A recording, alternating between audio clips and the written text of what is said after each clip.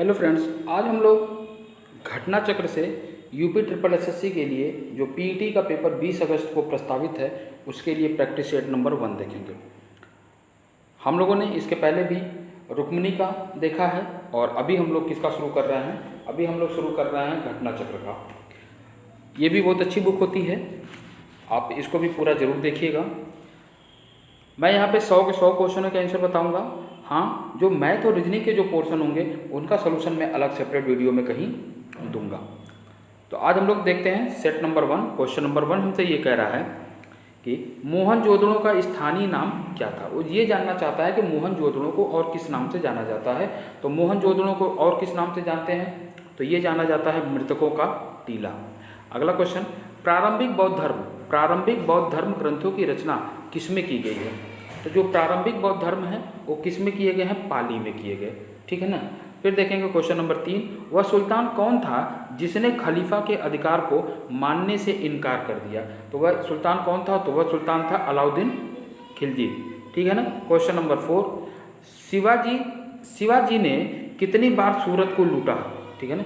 शिवाजी ने सूरत को कितनी बार लूटा, तो ये लूटे थे 2 बार। ठीक है ना। 1764 में, अरे 1664 में और 1670 में। 1664 में पहली बार लूटा और दूसरी बार 1670 में। ठीक। भारत में सिपाही विद्रोह की शुरुआत कहाँ से हुई थी। जो सिपाही विद्रोह यानी मंगल पांडे वाली घटना की बात कर रहा है, तो यह शुरुआत हुई थी कहाँ से, मेरठ से। मंगल पांडे हालांकि थे कहाँ पे, बैरकपुर छावनी में। कांग्रेस की पहली महिला अध्यक्ष कौन थी, तो कांग्रेस की पहली महिला अध्यक्ष थी एनी बेसेंट। ठीक है ना। और पहली भारतीय अगर पूछे तो सरोजिनी नायडू। ठीक। लेकिन यहाँ पे पहली महिला पूछा गया तो ऑप्शन होगा क्या, ए श्रीमती एनी बेसेंट। महात्मा गांधी ने, अगला क्वेश्चन, महात्मा गांधी ने किस वर्ष में नेटाल भारतीय कांग्रेस का गठन किया था। तो महात्मा गांधी ने जो नेटाल भारतीय कांग्रेस का गठन किया था वह कब किया था, 1894 में। फिर question number 8, cabinet mission Bharat कब आया था। तो कैबिनेट मिशन 1946 में भारत आया था। कैबिनेट मिशन कब आया था, 1946 में। अगला क्वेश्चन, निम्न में से कौन सा उपन्यास भारत के स्वतंत्रता सेनानियों के लिए प्रेरणा का स्रोत बना। तो यह जो उपन्यास था यह कौन था, आनंद मठ था। ठीक है।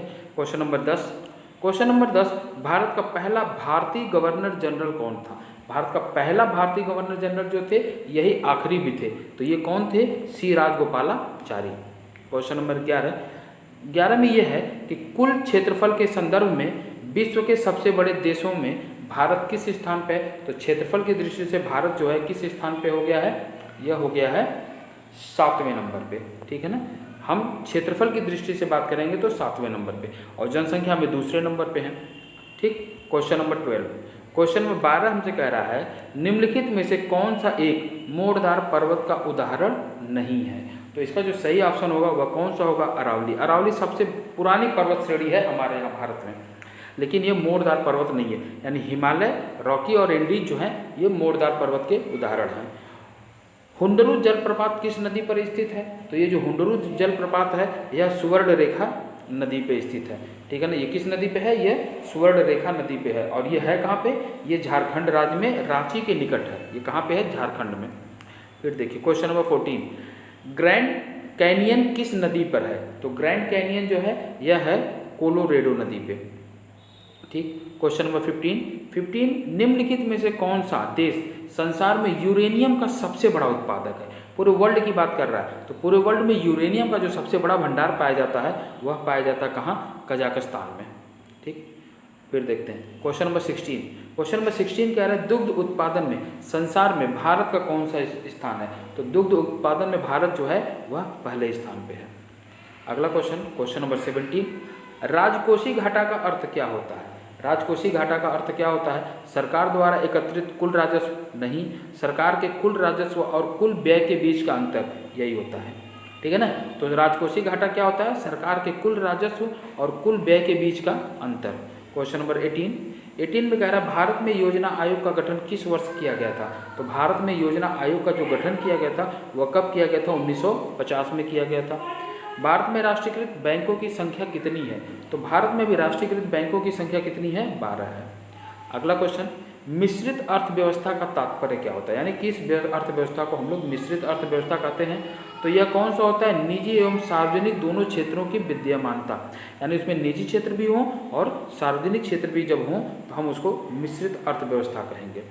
क्वेश्चन नंबर 21, क्वेश्चन नंबर 21 हमसे कह रहा है संविधान सभा ने भारत के संविधान को कब अंगीकृत किया था? तो जो संविधान सभा ने किया था वह कब किया था? 26 नवंबर 1949 को, और 26 जनवरी 1950 को पूरी तरह से अंगीकृत कर लिया गया था।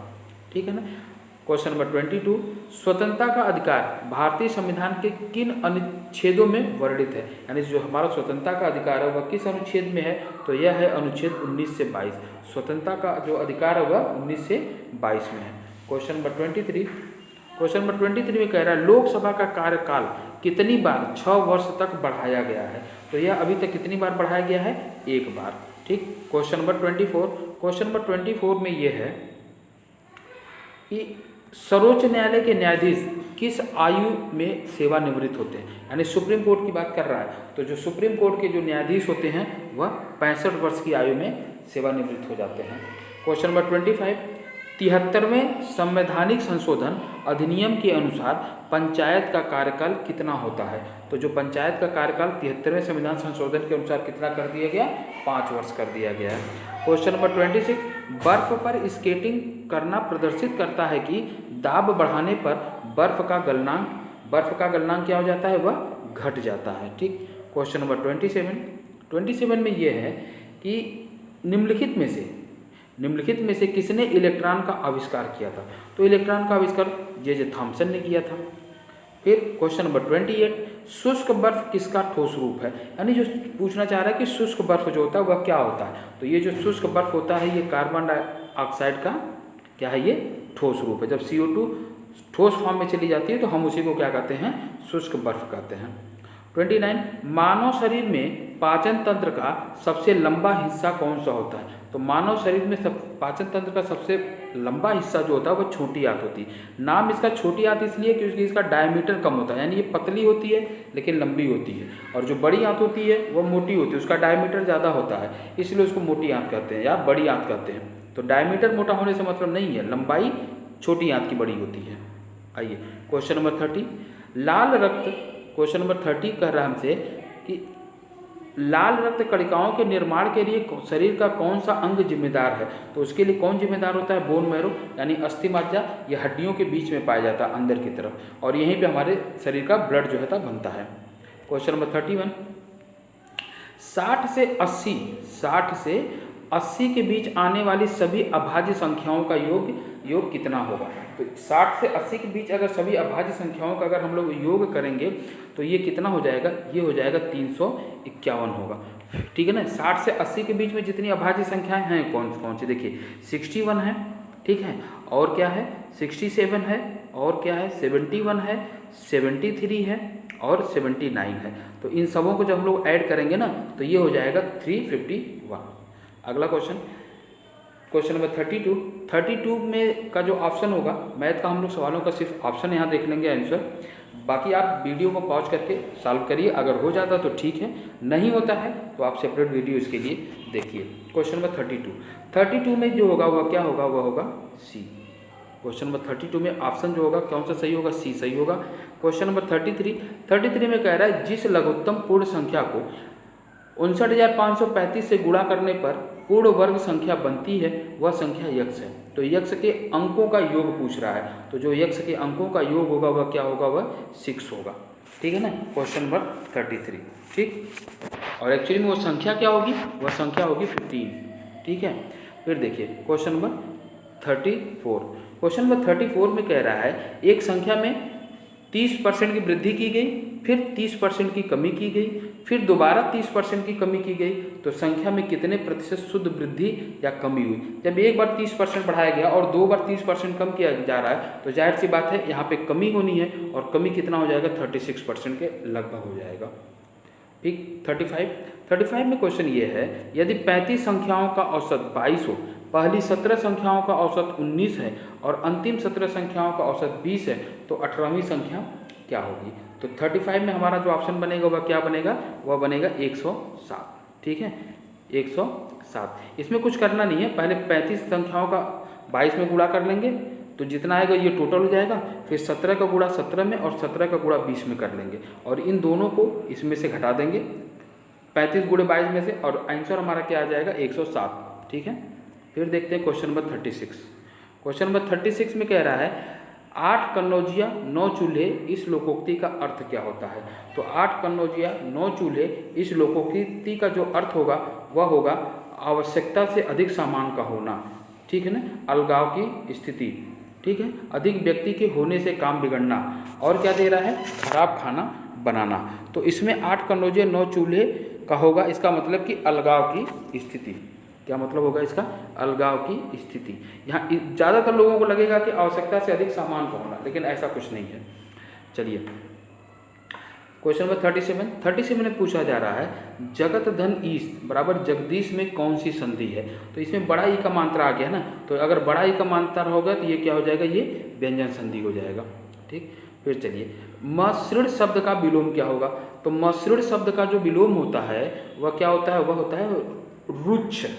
ठीक है, फिर क्वेश्चन नंबर 39 अधोलिखित वर्तनी की दृष्टि से एक शब्द शुद्ध है, यानी हमको देखना है कि इन चारों में से अशुद्ध कौन सा है।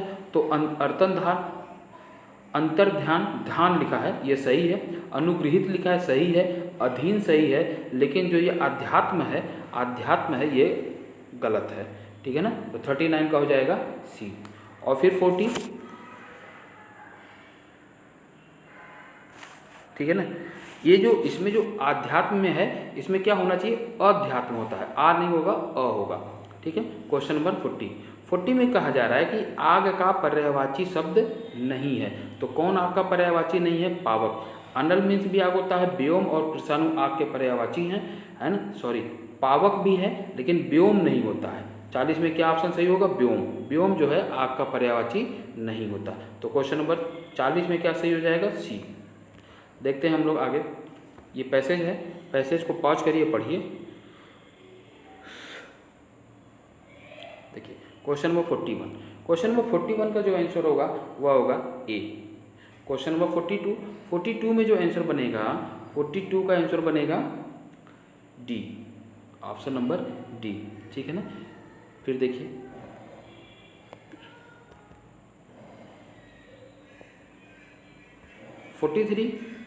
43 में जो क्वेश्चन है उसका जो आंसर बनेगा क्या बनेगा, 43 में बनेगा डी। ठीक है, और 44 में क्या बनेगा, 44 में बन जाएगा आपका डी। ठीक है ना, अब देखिए 45 का आंसर जो बनेगा वह बनेगा ए। ठीक है ना, अब हम लोग आते हैं 46 में। 46 में क्या है ना कि ये एक वर्ड्स दिए गए, इनको सीरीज से बनाना है। तो देखिए पत्र है, उपग्रह है ना, टेलीफोन है और स्मार्टफोन है। तो इसमें जो सबसे सही ऑप्शन हमारा बन रहा है वह बन रहा है क्या, यानी पहले पत्र होना चाहिए, फिर टेलीफोन का ज़माना आया, फिर उसके बाद स्मार्टफोन आया और अंत में आ गया उपग्रह, यानी ऑप्शन नंबर सी। चलिए क्वेश्चन नंबर 47 में 5 लोगों ने एक दौड़ में भाग लिया।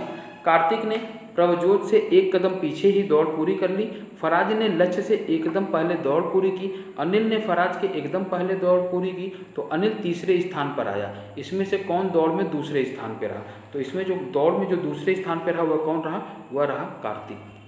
ठीक है ना, आइए अगला क्वेश्चन देखते हैं। निम्नलिखित शब्दों में से विषम को छांटना है।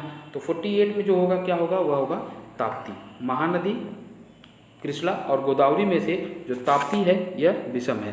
ठीक है ना, ये विषम क्यों है कि महानदी, कृष्णा और गोदावरी ये नदियाँ बंगाल की खाड़ी में गिरती हैं, जबकि ताप्ती अरब सागर में। ये ताप्ती कहाँ गिरती है, ये अरब सागर में गिरती हैं, और बाकी जो ये तीनों हैं ये बंगाल की खाड़ी में गिरती है, इसलिए ताप्ती अलग हो गया। फिर है क्वेश्चन नंबर 49। तो 49 में आपको देखना होगा क्या पूछा जा रहा है, दिन में कितनी बार घड़ी की सुइयाँ सीधी होती हैं, यानी आमने सामने होती हैं। सेंटर के एक तरफ घंटे की सुई और एक तरफ मिनट की सुई। तो ऐसा दिन भर में कितनी बार होता है, ऐसा दिन भर में होता है 22 बार, यानी 12 घंटे में 11 बार होता है, और अगर 24 घंटे की बात करेंगे तो 22 बार होता है। आइए फिर ये कथन निष्कर्ष वाला सवाल है। कथन हमसे कह रहा है कि सभी बर्तन चम्मच हैं, और फिर कह रहा है सभी कटोरे चम्मच हैं। सभी बर्तन भी चम्मच हैं और सभी कटोरे भी चम्मच हैं। फिर इसमें क्या है, निष्कर्ष इससे ये निकाला जा रहा है कि कोई बर्तन कटोरा नहीं है। फिर कहा जा रहा है कुछ बर्तन कटोरे हैं, और अंत में कहा जा रहा है कि कोई भी चम्मच बर्तन नहीं है। तो इसमें क्या सही होगा? तो 50 में जो सही होगा वह सही होगा बी, निष्कर्ष 1 अथवा निष्कर्ष 2, या तो पहला सही है या तो दूसरा सही है। 51, जुलाई 2021 में भारतीय सेना ने किस अभिनेत्री के नाम पर गुलमर्ग कश्मीर में स्थित फायरिंग रेंज का नाम रखा है? तो ये कौन है? ये विद्या बालन के नाम पे गुलमर्ग में एक फायरिंग रेंज का नाम रखा गया। ये करंट का क्वेश्चन है और बहुत ही याद करिएगा क्योंकि आने की संभावना है। यानी किसके नाम से रखा गया है एक फायरिंग रेंज? विद्या बालन के नाम पे गुलमर्ग में। क्वेश्चन नंबर 52, निम्नलिखित में से कौन सही सुमेलित है? कौन सा सही सुमेलित है? तो देखिए गोवा, तो ये ठीक है। PS श्रीधरन पिल्लई वहाँ के राज्यपाल गोवा के यही हैं, तो पहला ऑप्शन ठीक है 52 में, ठीक है ना। अब देखते हैं 53 में क्या दे रहा है? जुलाई 2021 में किस देश ने एक नया मौसम उपग्रह FY-3E लॉन्च किया है? तो ये जो FY-3E लॉन्च किया गया है ये चाइना के द्वारा लॉन्च किया गया है, जो कि कैसा उपग्रह है? मौसम उपग्रह है। क्वेश्चन नंबर 54 में दिया गया कि जून 2021 में केंद्रीय मंत्रिमंडल ने कितने राज्यों में सार्वजनिक निजी भागीदारी मॉडल के जरिए सभी आबादी वाले गांवों में ऑप्टिकल फाइबर कनेक्टिविटी प्रदान करने हेतु भारत नेट के कार्यान्वयन को मंजूरी प्रदान की है? तो ये कितने राज्य होंगे? तो ये कितने हो जाएंगे आपके? 54 में हो जाएगा 16, ठीक है ना। चलिए 55 में क्वेश्चन हमारा हमसे ये कहा कि मई 2021 में वैश्विक स्वास्थ्य शिखर सम्मेलन 2021 का आयोजन कहाँ किया गया?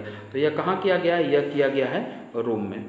क्वेश्चन नंबर 56, मई 2021 में संपन्न UEFA महिला चैंपियन लीग 2020-21 का खिताब किस फुटबॉल क्लब ने जीता है? तो ये जीता है बार्सिलोना ने, ठीक है।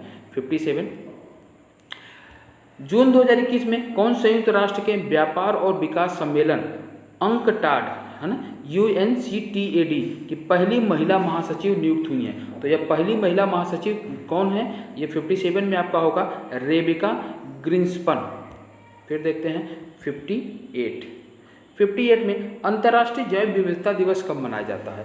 तो अंतर्राष्ट्रीय जैव विविधता दिवस जो है यह कब मनाया जाता है? 22 मई को मनाया जाता है अंतर्राष्ट्रीय जैव विविधता दिवस, ठीक। क्वेश्चन नंबर 59 में जनवरी 2021 में प्रधानमंत्री कौशल विकास योजना 3 के तीसरे चरण का शुभारंभ देश के सभी राज्यों के कितने जिलों में किया गया है?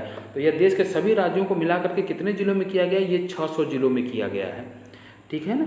फिर देखिए वर्ष 2020 के युवा गणितज्ञ के लिए रामानुजन पुरस्कार से किसे सम्मानित किया गया? यानी 2020 का रामानुजन पुरस्कार किसे दिया गया है? तो यह दिया गया है किसको? डॉक्टर कैरोलिना अरूजो को। डॉक्टर कैरोलिना अरूजो को क्या दिया गया है? युवा गणित के लिए रामानुजन पुरस्कार। क्वेश्चन नंबर 61, विक्रम साराभाई अंतरिक्ष केंद्र कहाँ स्थित है? तो विक्रम साराभाई अंतरिक्ष केंद्र जो है ये त्रिवेंद्रम में स्थित है। क्वेश्चन नंबर 62, जापान की मुद्रा क्या है? तो जापान की मुद्रा सबको पता है, हम सभी लोगों को येन है। क्वेश्चन नंबर 63 में देखेंगे श्रीलंका की आधिकारिक राजधानी का नाम क्या है? तो जो श्रीलंका की जो आधिकारिक राजधानी है वह क्या है? श्री जयवर्धनेपुरा। क्वेश्चन नंबर 64 में क्या है कि निम्नलिखित मठों में से कौन सा मठ सिक्किम में स्थित है? तो सिक्किम में है रूमटेका जो है कहाँ पे है? ये सिक्किम में है। क्वेश्चन नंबर 65, भारत की पहली पूर्ण अवधि वाली टॉकी फिल्म कौन सी है? तो यह फिल्म कौन सी थी? यह फिल्म थी आलमारा। क्वेश्चन नंबर 66, आपको ये मिलान करना है और मिलान करने के बाद कूट बताना है, ठीक है। तो मिलान में हम लोग जब करेंगे तो कूट हमारा क्या बनेगा? 66 में देखिए यामिनी कृष्णमूर्ति, ठीक है ना, यामिनी कृष्णमूर्ति, राहुल गांधी, राजा रवि वर्मा और वसीम। देखिए राहुल गांधी जो है ये क्या है? ये राजनीतिज्ञ हैं, ये सबको पता है। तो अगर राहुल गांधी यानी चौथे में बी होना चाहिए और चौथे में भी सिर्फ एक ऑप्शन में दिया जा रहा है ए। तो ये भी एक तरीका मालूम होना चाहिए तुक्का लगाने का। अगर हमको एक ही ऑप्शन में मिल जाए तो फिर बाकी को ढूंढने की जरूरत नहीं है। यानी अब इसके हिसाब से क्या होगा? यामिनी कृष्णमूर्ति क्या होंगी? किससे संबंधित है? भरतनाट्यम से हैं, ठीक है ना। वसीम जाफर जो हैं ये क्रिकेट से हैं और राजा रवि वर्मा जो है ये चित्रकारी से हैं। ठीक है। अब हम लोग देखेंगे कौन सा, क्वेश्चन नंबर 67। क्वेश्चन नंबर 67 में ये पूछा गया द रेड साड़ी किसके द्वारा लिखी गई है। तो जो ये द रेड साड़ी बुक है ये किसके द्वारा लिखी गई है, ये ऑप्शन नंबर बी जेवियर मोरो के द्वारा। जेवियर मोरो ने एक पुस्तक लिखी जिसका नाम है द रेड साड़ी, ठीक है ना। आइए अब देखते हैं हम लोग क्वेश्चन नंबर 68। क्वेश्चन नंबर 68 कह रहा है भारत के दौरे पर आने वाला पहला अमेरिकी राष्ट्रपति कौन था। तो भारत के दौरे पे जो आने वाले पहले अमेरिकी राष्ट्रपति थे वो कौन थे, option number A D Eisenhower. D Eisenhower ऐसे राष्ट्रपति थे अमेरिका के जो सबसे पहली बार भारत आए थे।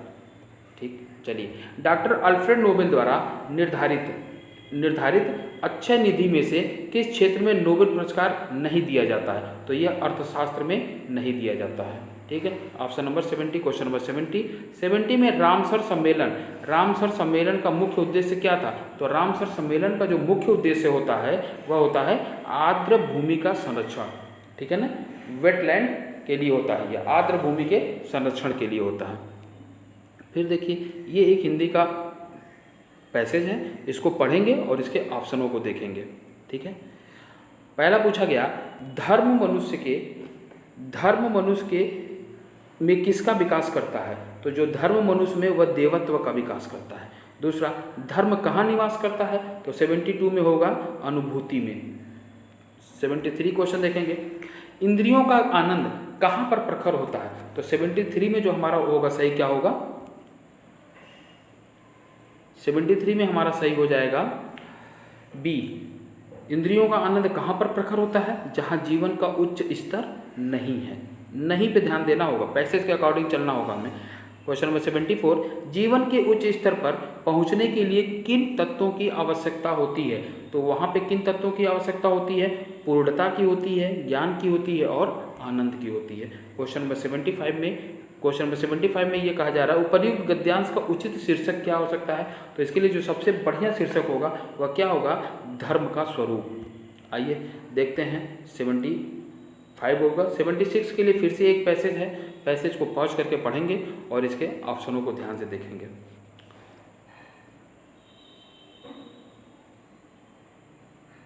देखिए हालांकि इस पैसेज को नहीं भी पढ़ेंगे तो भी पता चल जाएगा क्योंकि गौतम बुद्ध पे है ये। क्वेश्चन में 76 में कहा गया आदिम आर्य आए थे, यानी आदिम आर्य जो है ये कहाँ से आए थे।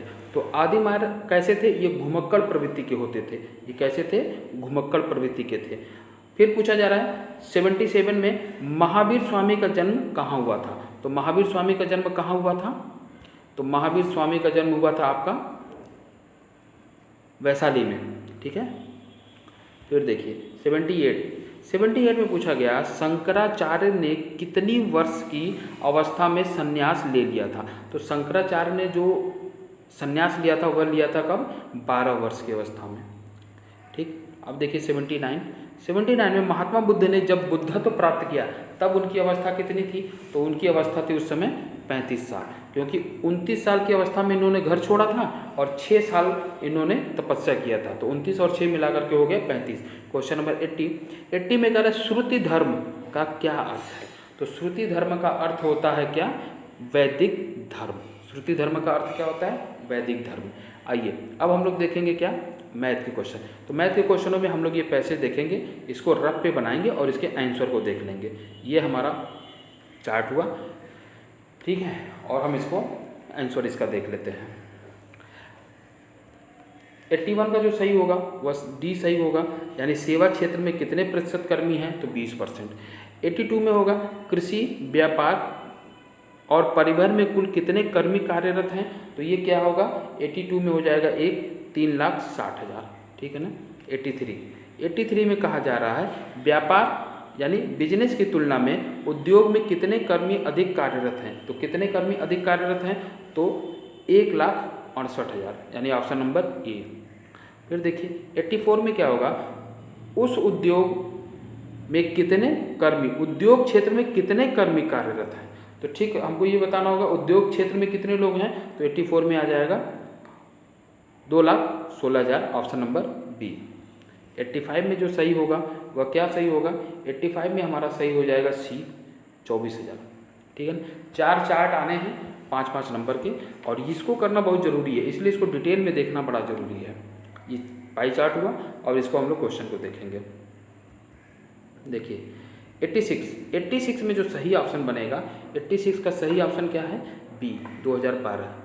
87 में देखेंगे, 87 का सही ऑप्शन जो बनेगा क्या बनेगा, वह सी 616.67। 88 देख लेंगे, 88 में भी हमारा सी होगा 2009, ठीक है। 89 देख लेते हैं, 89 नंबर क्वेश्चन में हमारा सही होगा बी 370 अनुपाते 429, और 90 नंबर के लिए जो सही बनेगा वह क्वेश्चन बनेगा सी 460। डिटेल के लिए आप मैथ का दूसरा वीडियो देखिए, उसमें ये आपका पूरा सोल्यूशन मिलेगा। फिर देखते हैं, ये एक चार्ट बनाएंगे और इसके सवालों को देख लेते हैं, ठीक है। क्वेश्चन नंबर 91 में जो सही होगा वह सही होगा बी 11.25, ठीक है। फिर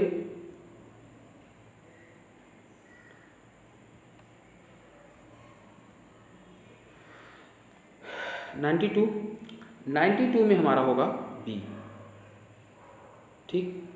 फिर आते हैं 93 में। 93 का जो सही ऑप्शन बन रहा है, 93 का सही ऑप्शन है सी, 93 का सही ऑप्शन सी। फिर 94 का जो सही ऑप्शन है वह क्या है, बी, 94 का सही ऑप्शन है बी 80 अनुपाते 81। और 95 का जो सही ऑप्शन बनेगा, 95 में सही ऑप्शन बन रहा है सी। फिर ये एक और चार्ट है, इस चार्ट को भी देखेंगे और इस चार्ट के आखिरी सवालों को भी कर लेंगे, ठीक है। रफ में चार्ट को बनाएंगे, उसके बाद हम लोग इसको सॉल्व कर लेंगे। क्वेश्चन नंबर 96 में सही होगा ए, 97 में सही होगा बी, और 98 में जो क्वेश्चन सही होगा ऑप्शन 98 का ऑप्शन नंबर बी सही है, ठीक है। और 99 का ऑप्शन नंबर डी सही है, और 100 का कौन सा सही होगा, तो 100 का 100 सही होगा। बाकी मिलते हैं हम लोग अगली वीडियो में, तब तक के लिए थैंक यू।